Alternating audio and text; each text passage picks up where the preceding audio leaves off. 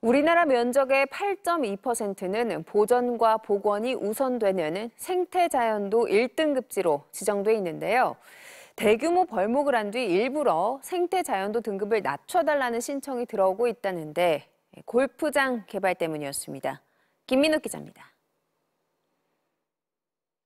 지리산 끝자락, 산수유와 다랑이 논으로 유명한 전남 구례군 사포마을.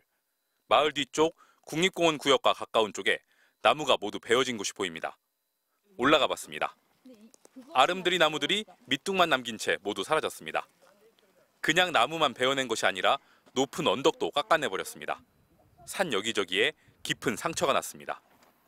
벌목은 지난해 2월부터 이루어졌습니다. 구례군청이 목재 수확 목적으로 허가한 벌목입니다. 그런데 벌목을 허가받은 약 52만 제곱미터 중 22만 제곱미터, 41.5%는 환경부가 정한 생태자연도 1등급 지역이었습니다. 개발보다는 보전과 복원을 해야 하는 식생이 우수한 지역이라는 뜻입니다. 그래서인지 아직도 벌목지 여기저기에서 야생동물들의 발자국이 보입니다. 이런 지역은 개발 추진 시 받아야 하는 환경영향평가에서 보전이 우선 고려됩니다. 그래서 일부러 벌목을 해 생태 가치를 훼손시켜 개발을 쉽게 하려 한다는 의혹이 일고 있습니다. 실제로 4년 전 이곳에서는 벌목이 이루어진 뒤 골프장을 개발하겠다며 생태자연도 조정 신청이 접수돼 등급이 내려갔습니다. 이곳만이 아닙니다. 강원도 홍천, 산 중간에 나무가 횡하니 베어져 나간 곳이 있습니다. 13년 전에는 MBC 취재팀 카메라에 멸종위기 야생생물인 하늘다람쥐가 촬영됐던 곳입니다. 몇 해 전 대규모 벌목 후에 생태자연도가 1등급에서 2등급 이하로 낮아졌습니다.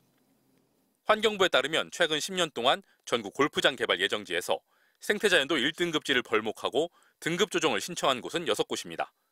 케이블카나 모노레일 설치 예정지에서도 2차례 이런 방식의 생태자연도 등급 조정이 있었습니다.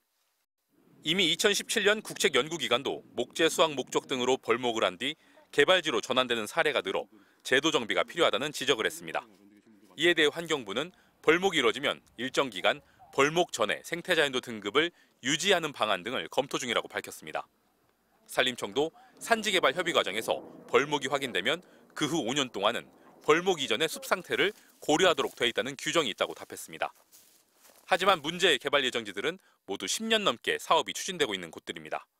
과도한 개발을 막기 위한 제도 정비가 시급해 보입니다. MBC 뉴스 김민욱입니다.